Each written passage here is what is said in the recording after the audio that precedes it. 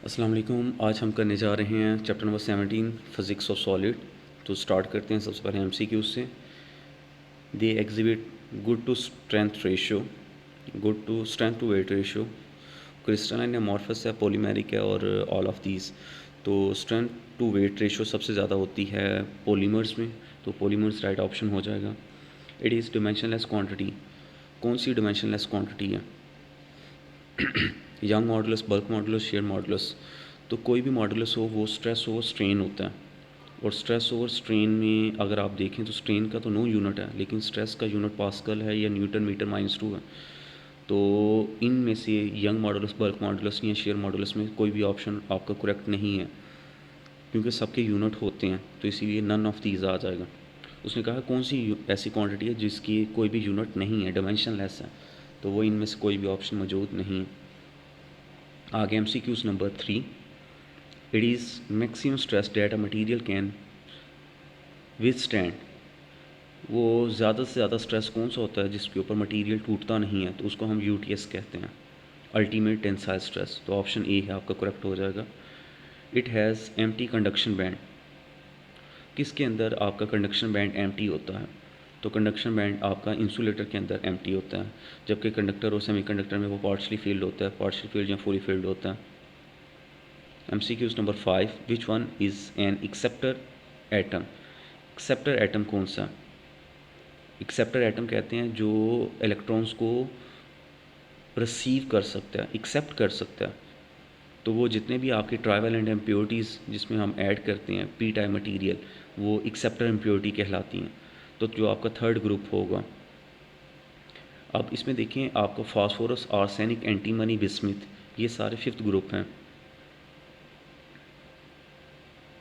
जबकि इसमें right option aluminium बनता है आपका, जो ट्राइवेलेंट इम्प्योरिटी है, उसको एक्सेप्टर एटम भी कहेंगे हम। इसमें आ जाएगा बोरॉन, एलुमिनियम, गैलियम, इंडियम, थीलियम, ये सारे आपके एक्सेप्टर एटम कहलाते हैं।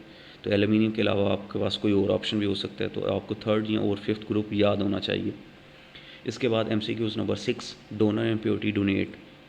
डोनर इम्प्योरिटी क्या देती हैं? डोनर इम्प्योरिटी आपको इलेक्ट्रॉन देती हैं, डोनेट करती है, क्योंकि इसमें एक्सेस ऑफ इलेक्ट्रॉन्स होते हैं, तो वो इलेक्ट्रॉन को ही आगे पास ऑन कर देती हैं। क्योंकि डोनर इम्प्योरिटी तब बनेगी जब आप पेंटावैलेंट एटम ऐड करेंगे, यानी फिफ्थ ग्रुप में से कोई भी एक एलिमेंट ऐड करेंगे। आगे MCQs number 7। At room temperature semiconductor have. Room temperature के ऊपर सेमीकंडक्टर क्या होते हैं? उसमें पार्शियल फील्ड वैलेंस बैंड होता है, तो आपका बी ऑप्शन करेक्ट हो जाएगा। आगे source of magnetism of atom is, वो इलेक्ट्रॉन्स होते हैं, उसमें न्यूट्रॉन, प्रोटॉन ये ऑप्शन दिए हैं, तो electron B option right option हो जाएगा। सुपर कंडक्टर और परफेक्ट कंडक्टर बिकॉज, क्योंकि उसमें रेजिस्टेंस भी नहीं होती, डेसिपेट नो एनर्जी, ये भी उसने करेक्ट कहा है, तो ये ऑल ऑफ दीज हो जाएगा। आगे MCQs number 10। Which is substance in which the atoms cooperate with each other in such a way so as to exhibit a strong magnetic effect are called। जिसमें strong बनता है वो ferromagnetic होता है, और जिसमें वीक बनता है वो पैरा होता है, और जिसमें मैग्नेटिक फील्ड कैंसिल कर देता है उसको डाई कहते हैं। तो यहाँ ऑप्शन बी आपका करेक्ट हो जाएगा। Curie temperature is, Curie temperature हर मटेरियल का डिफरेंट होता है, सबका सेम नहीं होता। जब क्यूरी टेम्परेचर आपने पढ़ा था उसमें क्या है कि जो फेरो को पैरा में कन्वर्ट कर दे उस टेम्परेचर को हम क्यूरी टेम्परेचर कहते हैं, पैरामैग्नेटिक सब्सटेंस में कन्वर्ट कर दें, तो ये हर एलिमेंट का क्यूरी टेम्परेचर जो है वो डिफरेंट होगा। तो ऑप्शन बी आपका करेक्ट हो जाएगा, डिफरेंट फॉर डिफरेंट मटेरियल। आगे any super conductor with critical temperature above dash is called high temperature super conductor. यानी किसको हम हाई टेम्परेचर सुपर कंडक्टर कहेंगे? हम उनको हाई टेम्परेचर सुपर कंडक्टर कहेंगे जिनका क्रिटिकल टेम्परेचर 125 केल्विन से ज़्यादा हो। 77 केल्विन जो है वो लिक्विड नाइट्रोजन का है। आगे है MCQs number 13। Hysteresis cycle for a material of a permanent magnet is tall and wide. कि जो आपकी परमानेंट मैग्नेट बनाएंगे उनका जो हिस्टैरिसीस साइकिल होता है या लूप होता है वो टॉल भी होता है, वाइड भी होता है, यानी चौड़ा भी होता है और लंबा भी होता है। जबकि जो आपकी टेम्परेरी होते हैं मैग्नेट उनका आपका शॉर्ट एंड नैरो होता है। तो ये आपको याद होना चाहिए, लास्ट टॉपिक से लिया गया है। उनकी लास्ट टॉपिक में 2 डायग्राम्स हैं, उनको आप देखकर जज कर सकते हैं। Material for making permanent magnet should have, अगर आपने परमानेंट मैग्नेट बनाना हो तो उसकी रिटेंटिविटी भी हाई होनी चाहिए और कोर्सिविटी भी हाई होनी चाहिए। ये लास्ट टॉपिक के लास्ट पॉइंट्स लिखे हुए हैं ये।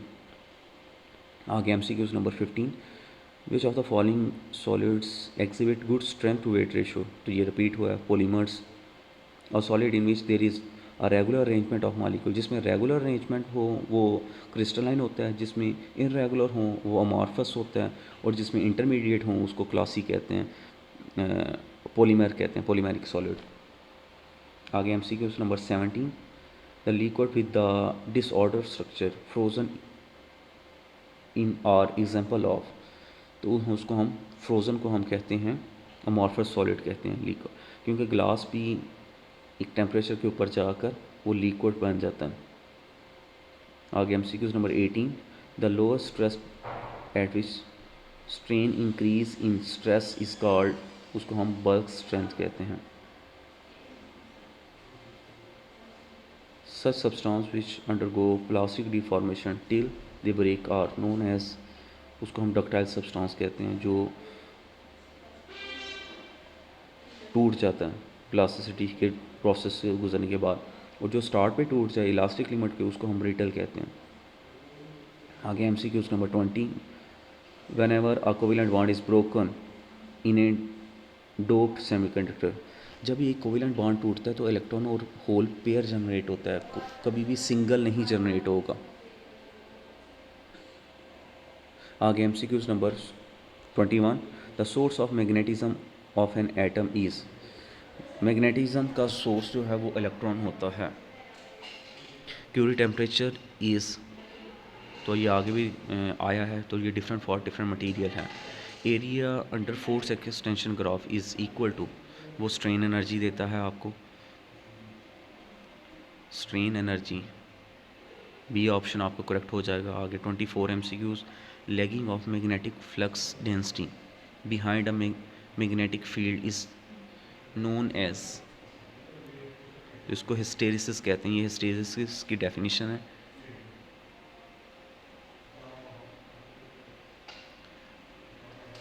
कि बी का आई के पीछे पीछे आना, यानी फ्लक्स डेंसिटी का मैग्नेटाइजिंग करंट के पीछे पीछे आना, उसको हम हिस्टेरिसिस कहते हैं। आगे MCQs number 25, which type of impurity is to be added to a semiconductor material to provide holes, holes बनाने के लिए आप ट्राईवैलेंट इम्प्योरिटी ऐड करते हैं, क्योंकि ट्राई में आपके 3 बॉन्ड तो बन जाते हैं और एक कैविटी रह जाती है, फ्री स्पेस रह जाती है, जिसको हम होल कहते हैं, और ये होगा हमारा ट्राईवैलेंट इम्प्योरिटी ऐड करके। और अगर इलेक्ट्रॉन्स प्रोवाइड करने हो तो हम पेंटावैलेंट ऐड करेंगे। आगे MCQs number 26, which one of the following is a ferromagnetic material. तो फेरोमैग्नेटिक मटीरियल क्या है, तो ये आपको एग्जांपल याद होनी चाहिए पैरा, फेरो और डाई की। तो इसमें से जो ऑप्शन गिवन है वो आपको निकल मिल रहा है। तो फेरो की एग्जांपल है निकल, कोबाल्ट, फिर उसके बाद आपका एल निको, ये तीनों एग्जांपल हैं फेरोमैग्नेटिक मटीरियल की। आगे चलते हैं 27, which are the following is an example of ductile substance. Ductile substance क्या हैं, जो प्लास्टिसिटी के प्रोसेस से गुजरते हैं और फिर जाके टूटते हैं। तो इनमें लेड और कॉपर है।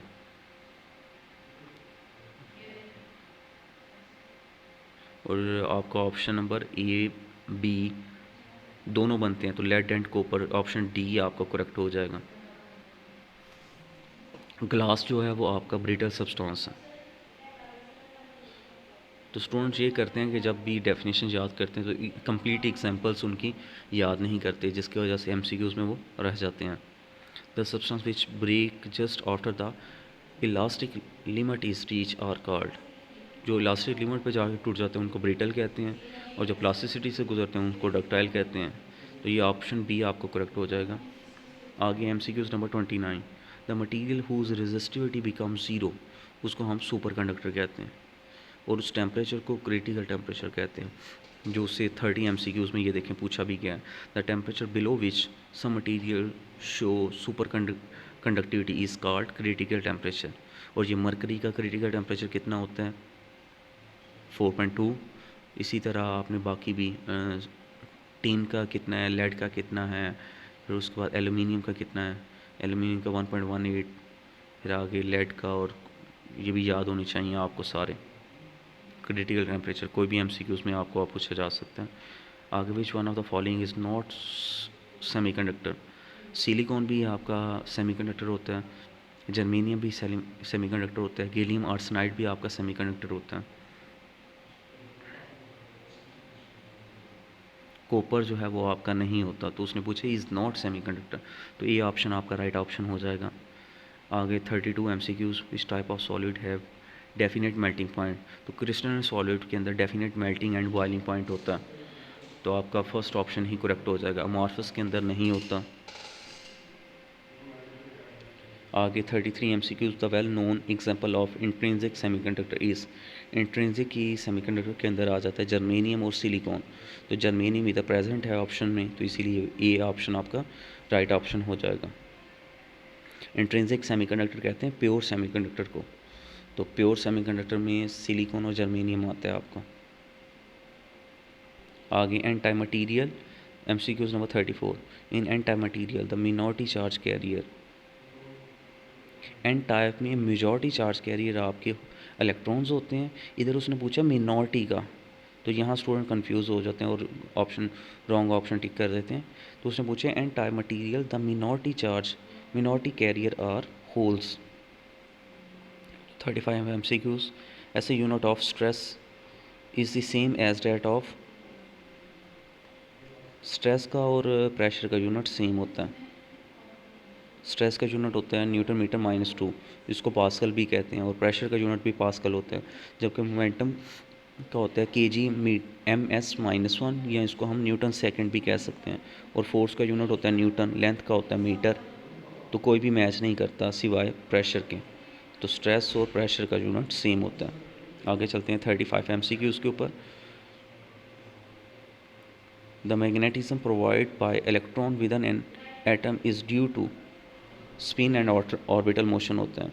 मैग्नेटिज्म की ये डेफिनेशन है कि जो आपका मैग्नेटिज्म होता है वो किस वजह से होता है, वो ऑर्बिटल और स्पिन मोशन की वजह से होता है। आगे MCQs number 37, which type of impurity is to be added to a pure semiconductor crystal to provide holes, तो होल्स बनाने के लिए ये रिपीट हुआ है, ये ट्राइवेलेंट इम्प्योरिटी हम ऐड करते हैं। पेंटावेलेंट इम्प्योरिटी इन सिलिकॉन गिव्स फ्री इलेक्ट्रॉन, क्यों, क्योंकि पेंटा मीन्स 5 होता है, तो 4 इलेक्ट्रॉन्स तो बॉन्ड बना लेंगे और एक इलेक्ट्रॉन जो है उसमें फ्री रह जाएगा, तो उसमें फ्री इलेक्ट्रॉन्स हो जाएंगे। Glass and high carbon are example of brittle substance होती हैं, ये दोनों एग्जांपल जो हैं वो ब्रिटल सब्सटेंस की हैं। आगे MCQs number 40, the atom ions and molecules of a crystalline material maintain their long range order due to cohesive forces, तो ये कोहेसिव फोर्सेस की वजह से लॉन्ग चेन मॉलिक्यूल बनाते हैं ये। Curie temperature of iron is, अब ये एक इंटरेस्टिंग MCQs है, क्यूरी टेम्परेचर आयरन का 750 डिग्री सेल्सियस है, और अगर आप इसको केल्विन में कन्वर्ट करें तो वो 273 ऐड कर दें तो वो बनता है 1023 केल्विन, तो आपको ये 750 डिग्री सेल्सियस भी आ सकता है और 1023 केल्विन भी आ सकता है, और अगर ये दोनों ऑप्शन मौजूद हों तो फिर आपने करना बोथ 750 एंड 1023 केल्विन, तो ये ऑप्शन आपने अच्छी तरह पढ़ के फिर लगाना है। आगे conductivity of a metal in order of, metals की जो कंडक्टिविटी होती है वो 10⁻7 होती है, जबकि सेमीकंडक्टर की होती है 10⁻⁻4 टू 10⁻⁻6, और इंसुलेटर की होती है 10⁻10 टू 10⁻20। तो ये ऑप्शन में सिर्फ मेटल का पूछा गया था, तो वो 10⁻7 पर ओहम पर मीटर बनता है। आगे MCQs number 43, the ratio of applied stress to tensile stress is known as, जब लेंथ के दरमियान रेशियो हो यानी टेंसाइल स्ट्रेस और टेंसाइल स्ट्रेन के दरमियान तो वो यंग मॉडुलस बनता है, जबकि वॉल्यूमेट्रिक स्ट्रेस और वॉल्यूमेट्रिक स्ट्रेन के दरमियान हो तो वो आपका बल्क मॉडुलस बनता है, जबकि शेयर स्ट्रेस और शेयर स्ट्रेन के दरमियान हो तो वो शेयर मॉडुलस बनता है। तो इधर आपका ऑप्शन ए हो जाएगा 43 का। 44 पे चलते हैं। Substance which break just after the elastic limit is reached is known as brittle substance। आगे MCQs number 45, which of the following has least energy gap, सबसे कम एनर्जी गैप किसके अंदर होता है, तो वो कंडक्टर के दरमियान होता है। कंडक्टर में इसलिए होता है क्योंकि उसमें वैलेंस बैंड और कंडक्शन बैंड ओवरलैप हुए होते हैं, तो आप कह सकते हैं उसमें एनर्जी गैप होता ही नहीं है। जबकि आपका इंसुलेटर के दरमियान लार्ज एनर्जी गैप होता है और सेमीकंडक्टर में नैरो एनर्जी गैप होता है। इंसुलेटर के दरमियान 5 इलेक्ट्रॉन वोल्ट का होता है, जबकि सेमीकंडक्टर में 1 इलेक्ट्रॉन वोल्ट का होता है एनर्जी गैप। ये भी आप अब एडिशनल इन्फॉर्मेशन याद रख सकते हैं इसमें। MCQs number 46, to make N type semiconductor the pure silicon should be doped with the atom of, अगर आपने एन टाइप बनाना है तो उसमें पेंटावैलेंट ऐड करना पड़ेगा आपको, और पेंटावैलेंट में आ जाता है आपका फास्फोरस, आर्सेनिक, एंटीमनी, बिस्मिथ। तो इधर ऑप्शन आपको फास्फोरस मौजूद है, तो बी ऑप्शन आपका करेक्ट ऑप्शन हो जाएगा। जर्मेनियम जो है वो आपका ऑप्शन ए जो है वो प्योर में आ जाता है, जबकि कार्बन आपका 4th ग्रुप में आता है, एलुमिनियम आपका 3rd ग्रुप में आता है। तो ये तीनों ऑप्शन आपके करेक्ट ऑप्शन नहीं होंगे, क्योंकि एन टाइप बनाने के लिए आपको पेंटावैलेंट ऐड करना पड़ता है, और वो इधर सिर्फ और सिर्फ फास्फोरस मौजूद है। आगे the substance which has partial field conduction band are called, जिसके अंदर पार्शियल फील्ड कंडक्शन बैंड हो उसको हम सेमीकंडक्टर कहते हैं।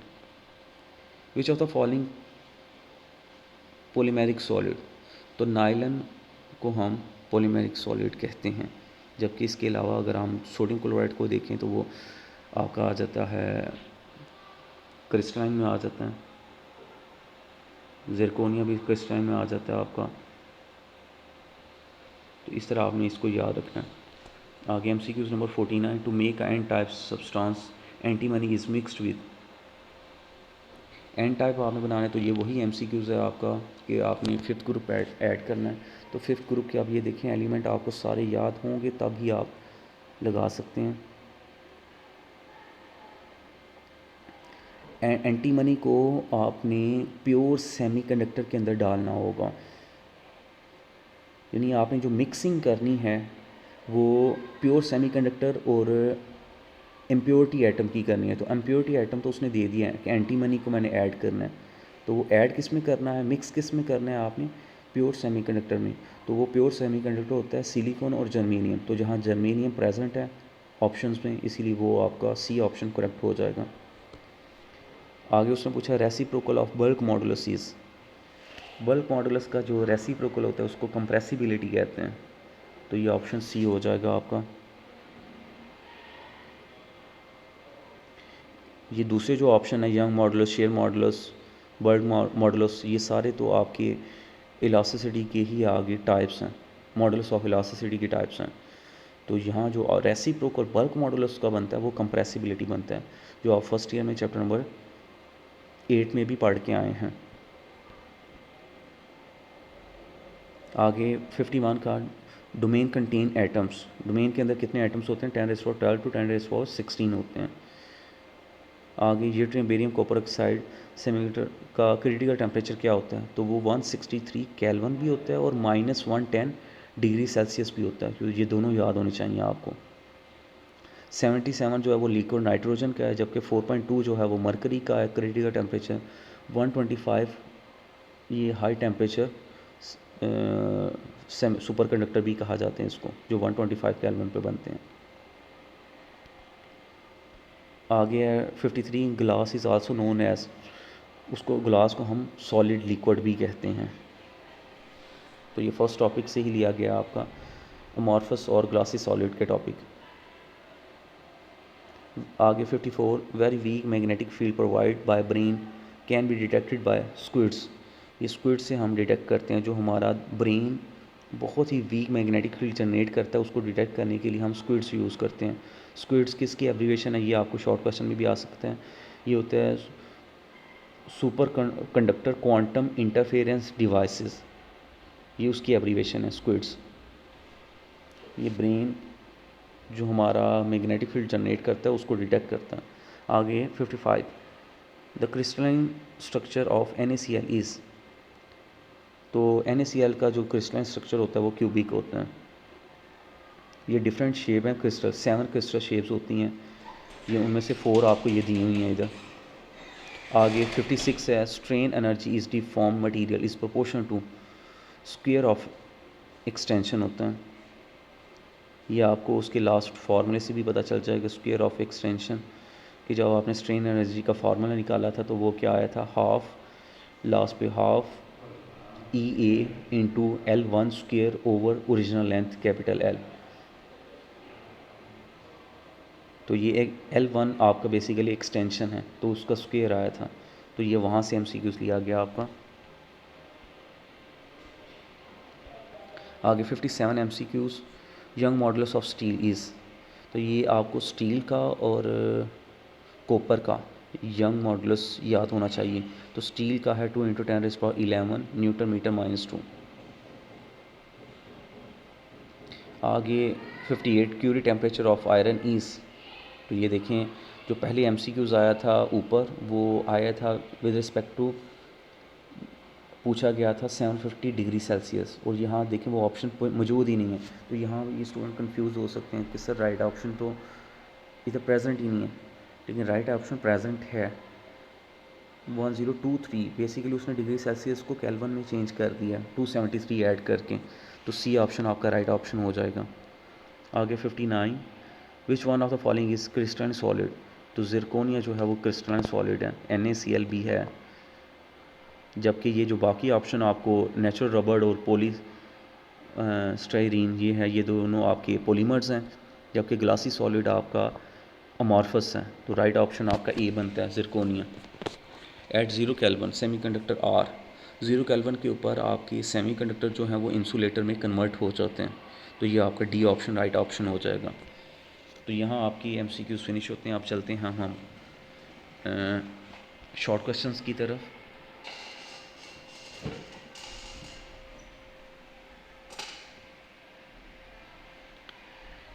शॉर्ट क्वेश्चन में ये आपकी जो फर्स्ट 11 शॉर्ट क्वेश्चन है ये तो एक्सरसाइज के ही हैं, वो आप कहीं से भी आपने याद कर लिए, नो इशू।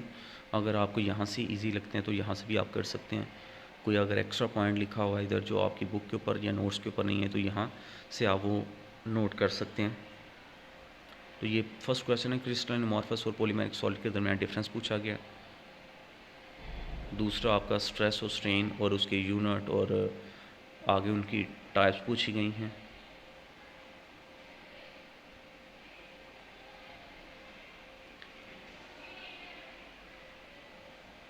जो एक्सरसाइज के मैं उनके ऊपर टाइम नहीं लगाऊंगा, मैं ज़्यादा फोकस कर रहा हूँ जो चैप्टर के अंदर से आपके एक्स्ट्रा शॉर्ट क्वेश्चन बनते हैं वो आपको करवाए जाएँ।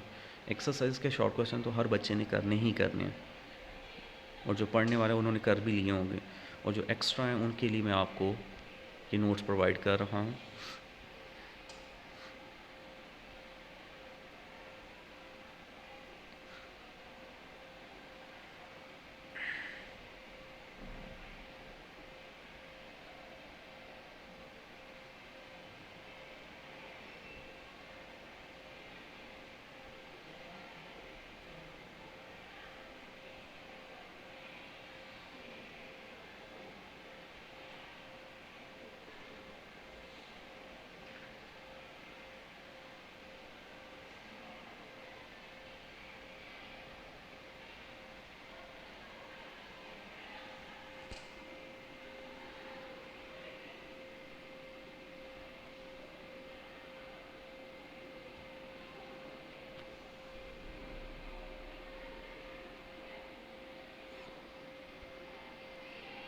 ये आपको शॉर्ट क्वेश्चन बहुत ज़्यादा लेंथी लग रहे होंगे, तो ज़रूरी नहीं है कि आपको ये जितना भी आपका शॉर्ट क्वेश्चन है वो सारे का सारा पूछा जाए।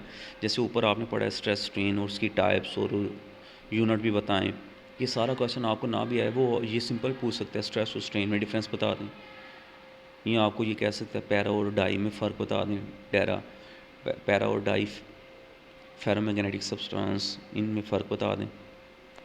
तो सारे नाम ही पूछे वो, ये आपको कोई दो पूछ सकता है, पैरा और डाई बता दें, या डाई और फेरो के दरमियान डिफरेंस बता दें और एग्जांपल लिखें। आगे है what is meant by hysteresis, ये भी आपका एक्सरसाइज का क्वेश्चन है। यहाँ से स्टार्ट होते हैं डोपिंग। तो आपने ये पढ़ा था कि आपने किसी मटेरियल की इलेक्ट्रिकल कंडक्टिविटी बढ़ाने के लिए उसमें इम्प्योरिटी एटम ऐड करते हैं, तो उस प्रोसेस को, इम्प्योरिटी ऐड करने के प्रोसेस को प्योर सेमीकंडक्टर के अंदर ऐड करने के प्रोसेस को हम डोपिंग कहते हैं। और ये डोपिंग की रेशो कितनी होती है, 1/10⁻⁶ होती है। ये डोपिंग की रेशो नहीं लिखी हुई, वो भी आप इधर मेंशन कर सकते हैं। आगे what is meant by hysteresis loop. Hysteresis loop क्या है कि किसी भी फेरोमेटी इन्वेस्टिगेट करने के लिए आप ये हिस्टेरिसिस लूप को ड्रॉ करते हैं और ये हमें कंप्लीट साइकिल से हमें बहुत ज़्यादा इन्फॉर्मेशन मिलती है। उसकी पीक वैल्यू देख सकते हैं, उसको मैग्नेटाइज करने में, डीमैग्नेटाइज करने में, और जो लूप आपकी डेवलप होती है उसको हिस्टेरिसिस लूप आप कहते हैं। आगे द यूनिट सेल क्या है और उसका and give the number of basic crystal systems. तो आपको बताया था ये 3 डायमेंशनल सिस्टम होता है। A crystal solid consists of 3-dimensional pattern that repeat itself over and over again, जो बारहा अपने आप को रिपीट करते हैं और पूरी क्रिस्टल लेट्स बना देते हैं। उस स्मॉलेस्ट 3 डायमेंशनल बेसिक स्ट्रक्चर को यूनिट सेल कहा जाता है। और आपके 7 बेसिक क्रिस्टल शेप्स होती हैं, जिसमें cubic, tetragonal, monoclinic, triclinic, hexagonal, rhombic, ये सारी शेप्स होती हैं 7। आगे पूछा गया है उसने वही ये क्वेश्चन एक्सरसाइज का अंदर से, चैप्टर के अंदर से, ये देखें ब्रिटल सब्सटेंस। इस क्वेश्चन को स्टूडेंट इग्नोर कर देते हैं। जो प्लास्टिसिटी के प्रोसेस से गुजरे उसको हम डक्टाइल कहते हैं, और जो इलास्टिक लिमिट पर पहुंच के टूट जाए उसको ब्रिटल कहते हैं। इससे रिलेटेड आपके एमसीक्यूज़ भी बहुत ज़्यादा आए हैं ऊपर। आगे कोर्सिविटी ऑफ द मटेरियल किसे कहते हैं, कि मैग्नेटाइजेशन को ज़ीरो करने के लिए जो आप रिवर्स मैग्नेटाइजिंग करंट आप प्रोवाइड करते हैं, यानी नेगेटिव करंट जो प्रोवाइड करते हैं किसको, मैग्नेटाइजेशन को, बी को ज़ीरो करने के लिए, उसको हम कोर्सिव करंट कहते हैं, उस करंट को। और उस पॉइंट को हम, उस फिनोमिना को हम कोर्सिविटी कहते हैं, और उसको शो हम सी से करते हैं, curve. कोर्सिविटी of steel is more than iron, ये उसने क्यों लिखा हुआ है, क्योंकि आयरन जो है वो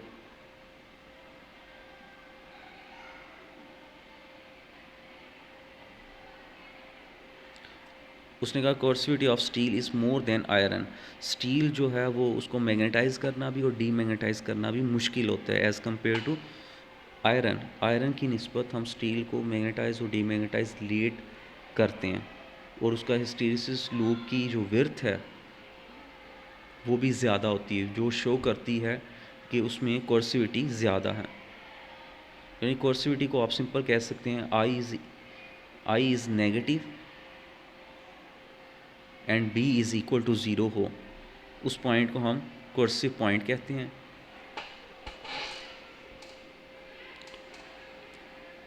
what is the reason of magnetic behaviour of the solid.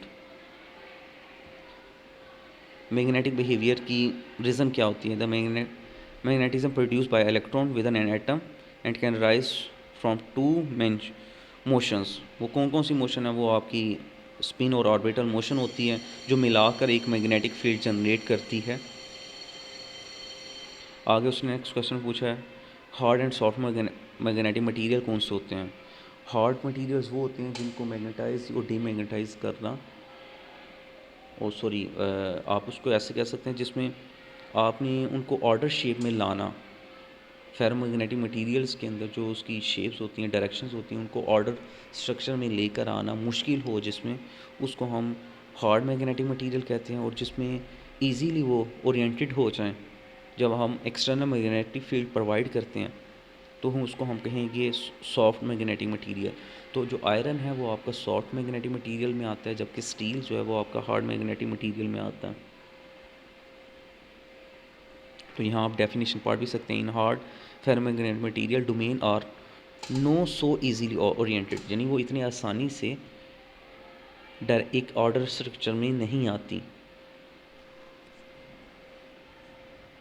ये मैंने आपको क्लास की एग्जांपल दी थी कि जैसे एक टीचर है कि वो क्लास में आए और अगर आप क्लास जो है वो एक डिसिप्लिन से बैठ जाए फौरी, तो हम उसको कहेंगे क्लास जो है वो सॉफ्ट मैग्नेटिक मटेरियल है। और अगर टीचर को आके टाइम लगा के फिर मार के या डांट के तो फिर आपको उस ऑर्डर स्ट्रक्चर में लाना पड़े, तो इट मीन्स आप समझ लें कि आप एक हार्ड मैग्नेटिक मटेरियल है, हार्ड फेरोमैग्नेटिक मटेरियल है।